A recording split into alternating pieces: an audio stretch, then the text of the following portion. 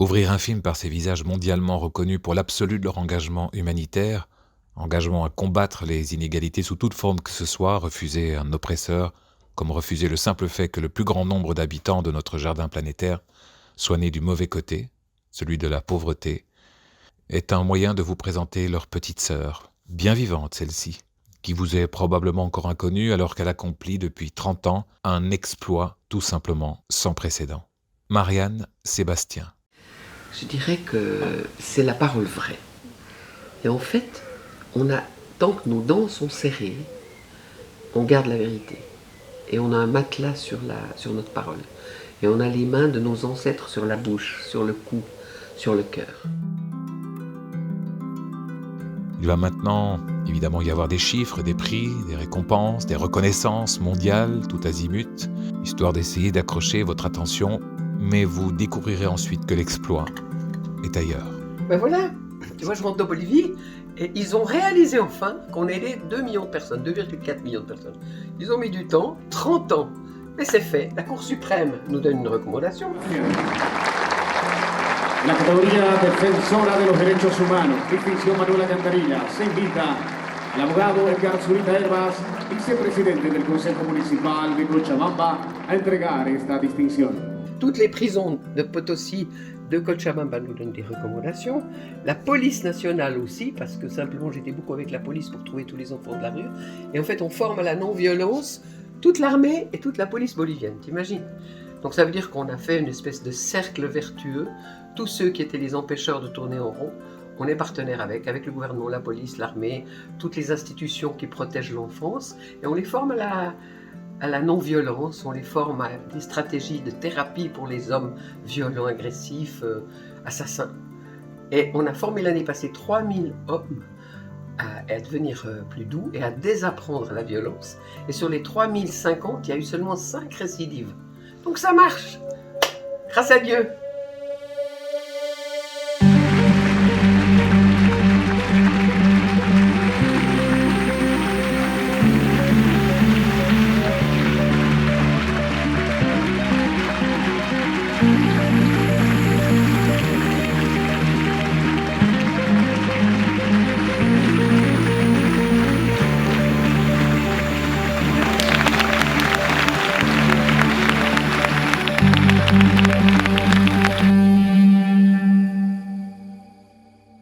Voix libre, un peu un conte de fées qui est né de 12 gamins dans les mines, promis à une mort certaine à 10 ans, 12 ans, 15 ans.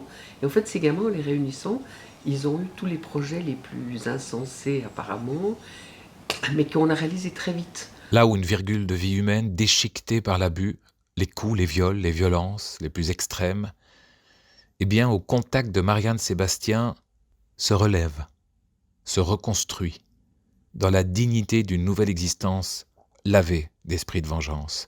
Cette femme a véritablement le don quasi miraculeux de briser les fatalités qui s'abattent sur les malchanceux.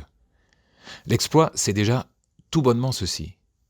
Quand j'entendais à la radio ou à la télévision des guerres, j'étais complètement hantée par ça, de savoir qu'il y a des gens qui souffrent. Et je sais qu'une fois, j'avais été me promener au bord du lac et qu'à 15 ans, j'avais dit « Tant qu'il y a des gens qui ont faim dans le monde et des enfants qui souffrent, je ne pourrai pas me reposer. »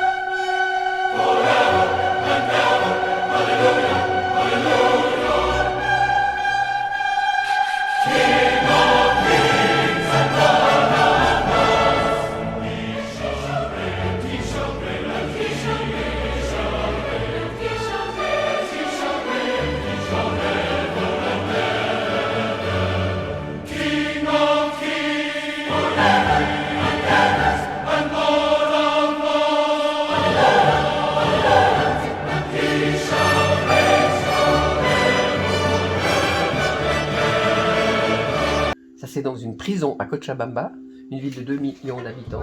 Regarde. Et à tous, je leur dis, avance d'un pas si tu as vécu la pauvreté. Tout le monde qui avance. Tu as vécu la misère, avance d'un pas. Tu as été souffrant, avec des blessures dans ton corps, tu as été battu, oui, ils avancent tous d'un pas. Est-ce que tu as été humilié? Oui. Et puis après, je les fais repartir dans l'autre sens pour dire, bah maintenant, aujourd'hui, même que j'ai été traumatisé de cette façon terrible, je décide et je promets d'avoir une nouvelle vie, d'avoir une vie de bien, de plus faire des délits, de ne plus être violent, de ne plus être agressif, de soigner ma famille et d'être un homme de bien. Et à la fin, tu as tout le monde qui s'embrasse et qui pleure. Et voilà, c'est ça que tu vois. La Fundación Voces Libres, como el albergue, ha cambiado totalmente mi vida porque he visto visiones mucho más grandes, viendo a todos sobresalir con la intuición que nos hablaba la mamita Marianne. Nos decían, ustedes chicos tienen que trabajar, tienen que ser fuertes, tienen que sobresalir y no quedarse ahí. Je me souviens d'une conférence qu'elle a fait à l'UNESCO où elle disait j'ai vu cette gamin drogué au fond du tunnel à La Paz. Cette gamin, il est devenu notre Haïti. Notre Haïti notre technicien Haïti de la fondation. Et c'est ça, c'est arriver à voir au-delà des apparences déjà, au-delà de la situation pressante. Et ce soir-là, j'ai compris encore mieux que ce jeune que vous voyez, non, il n'est pas mort, il est devenu spécialiste, IT spécialiste de la Fondation. Donc comme un gamin qui peut... Comment est-ce qu'on sous-estime la puissance immédiate de ceux qu'on croise et qui sont morts-vivants? Après, ça se relie bien sûr au stage de libération de la voix de Marianne. Cette technique qu'elle a développée, cette technique, cette façon de vivre finalement, parce que pour elle c'est une façon de vivre, une philosophie de vie à travers laquelle on donne la chance à la personne d'exprimer, exprimer sans peur, sans filtre, sans mascarade, sans rien, exprimer tout ce qu'il porte à l'intérieur. Bien sûr au début c'est que de la colère, ou je ne sais pas si que de la colère, mais beaucoup de colère. How a lion! They tell him.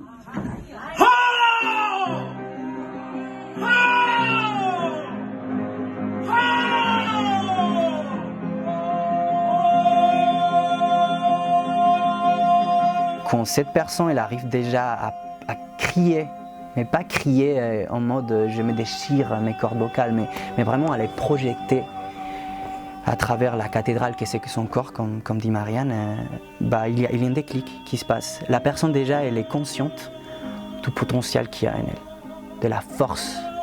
Cette personne qui a été muette, cette personne qui parlait avec une bouche comme ça, comme Marianne elle dit souvent, et avec tous les manques qu'on a mis sur la bouche, par rapport à des siècles de colonialisme, par rapport à des siècles de patriarcat, par rapport à des siècles de plein de choses, de machisme. Quand cette personne elle arrive à élever tous ses mains et juste à crier d'abord cette indignation, il y a quelque chose qui se passe en elle.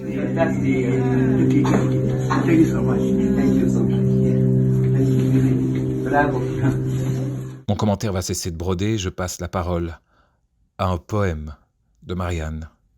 Écoutez ces mots. Les femmes de Bolivie sont en silence. Depuis 5 siècles. Depuis toujours, elles marchent en silence, elles cuisinent en silence, elles regardent leurs enfants en silence, elles supportent les coups en silence, elles se font jeter dans la rue en silence, elles se font violer en silence, elles naissent en silence, elles aiment en silence et elles meurent en silence. Peut-être pas grand mérite d'avoir la foi, parce que je suis né le jour de Pâques à midi, les cloches sonnaient. Et des sœurs chantaient sur mon berceau, gloire à toi ressuscité.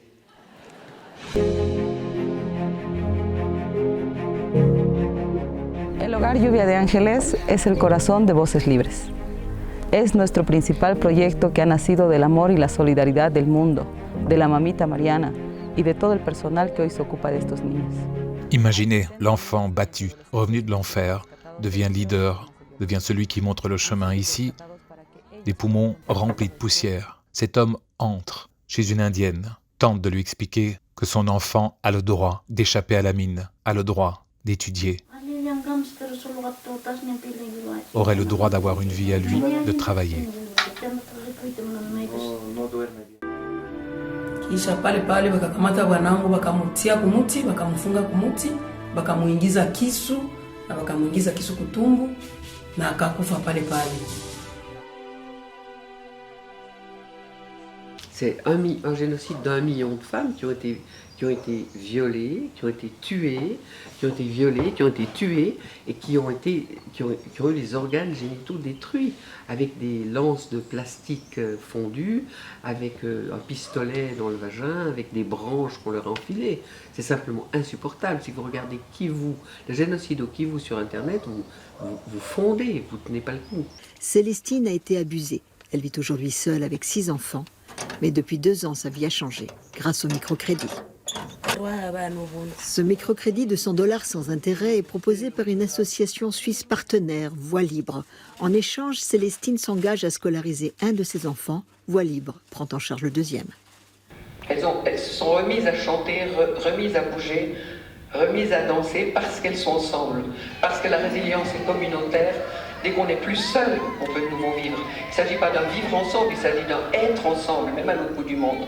Même au bout du monde n'est pas un vain mot, car en plus de la Bolivie, Marianne s'adresse aux enfants de la Colombie, d'Inde, du Vietnam, des Philippines, du Mozambique, du Sénégal, même jusqu'au Sahel, Madagascar, jusqu'en Sibérie, en Roumanie, en Bosnie. Lâcher prise, ça veut dire qu'on enlève la prise, quoi. Voilà. Tu avais 6 ans. 6 ans? Ouais. Comment t'es tombée dans la bouteille? Avec ma mère. Oh là là. Elle m'a fait boire. Elle était alcoolique et toute la famille de ma mère était des alcooliques. Donc j'ai toujours été dans l'alcoolique, j'ai toujours été dans l'alcoolisme, quoi, dans la bouteille. Je me suis dit, si les gamins de la mine peuvent s'en sortir, ils peuvent devenir des avocats, pourquoi moi j'arriverais pas? Tu vois, ça donne aussi du courage, quoi. Ça dit, ça fait en avant, c'est un exemple, quoi. Ces femmes aussi, elles se font tabasser, elles sont à moitié mortes, bien complètement. Il reste 5% de vie et elles arrivent à éclore des belles roses, quoi. C'est magique. Ouais, en Afrique aussi, quoi. J'étais comme une personne qui est déjà morte, sans sentiment, sans sourire. Juste que je dois continuer ma vie. Je me disais, mais il a survécu des choses, Bobak, pas possible, quoi. Moi, c'est du pipi de chat, ce que j'ai vécu. Sans lumière, vraiment exactement, c'est comme les enfants dans les mines. J'étais comme ça. Mais petit à petit, avec Marianne, j'ai trouvé ma force. Et j'ai commencé à construire un nouveau chemin. Et j'ai dû travailler beaucoup pour ma carrière de cantatrice, mais pour l'enfant sourd que j'ai reçu du ciel aussi. Et faire chanter, libérer la voix des gens qui sont entendants, pour moi, c'est du gâteau. Parce que j'ai fait chanter les sourds avant. Et on m'a dit que c'était impossible. Alors, j'ai d'autant plus envie de le faire. Donc, comme on m'a tout le temps dit que tout était impossible, je m'y suis jetée à corps perdu. Et c'est vrai que j'ai inventé des techniques qui débloquent tout l'intérieur, des techniques qui font desserrer les dents, des techniques qui remusclent la bouche, des techniques qui nous font comprendre qu'on a un palais dans lequel il y a peut-être une reine qui a envie de vivre et de quitter sa mansarde asséchée pour être un petit gamin.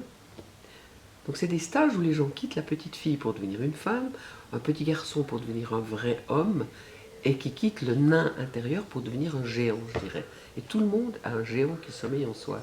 Et comment faire pour le libérer? Il faut faire un stage. Si vous venez dans un stage, vous voyez des gens. J'ai des gens, la dernière stage avait 30 personnes en Belgique, il n'y en a pas une qui savait chanter. Et puis à la fin, on a un concert superbe dans une cathédrale, le soir même. Donc ça veut dire quoi? Ça veut dire qu'on se la joue, ça veut dire qu'on se ment à soi-même, ça veut dire qu'on se raconte des bobards sur nos limites et qu'on a les yeux branchés sur nos limites. Alors que que la seule clé, c'est d'être dans l'instant présent, dans l'intensité où nous-mêmes on peut faire exulter ce feu qui sort de nous et voir l'étincelle dans l'œil de l'autre et dans ce qu'il est capable de faire. Et je n'ai fait rien d'autre que ça, juste vivre des moments extraordinaires à chaque instant avec les gens qui souffrent le plus. Et c'est pas difficile, parce que l'extraordinaire est bien, bien plus fort chez les gens qui ont des fractures, chez les gens qui vivent au fond d'une prison, chez les gens qui dorment dans la rue la nuit, chez les gens qui sont dans la misère totale. Parce que ces gens-là vous reçoivent comme des rois. Ces gens-là vous reçoivent et vous offrent la seule pomme de terre qu'ils avaient cuisinée pour midi. Ces gens-là vous regardent vraiment au fond des yeux parce qu'ils savent que tout au fond, par plus bas que le fond du puits qui est en vous, qu'il y a une nappe de lumière, qu'il y a un soleil qui se lève, qu'il y a des fleurs, qu'il y a des plantes. Et c'est ça que je trouve merveilleux. Le dernier exercice que j'ai fait avec ces gamins, mon dernier voyage, je faisais des descentes dans le corps, des exercices où vous fermez les yeux et vous descendez. Et où vous descendez des petits escaliers qui vous mènent dans toutes les douleurs que vous avez vécues. Vous croisez les visages des ancêtres, vous croisez votre père à qui vous dites tout ce que vous n'avez pas dit, puis votre mère, puis vous trouvez des messages secrets. Puis plus vous descendez, plus il y a des choses profondes et difficiles et lointaines. Mais quand on fait le dernier saut final pour tomber au fond de nous, il y a quoi? Tout le monde voit des choses merveilleuses. Des cascades, des ruisseaux, des oasis, des mots gentils, de l'amour, du bleu, de la lumière qui se lève. Mais ça veut dire qu'au fond de chacun de nous, il y a de la bonté, il y a de l'amour. Et il y a juste cet élan constructeur, cet élan pour chanter vraiment la vraie vie, quoi.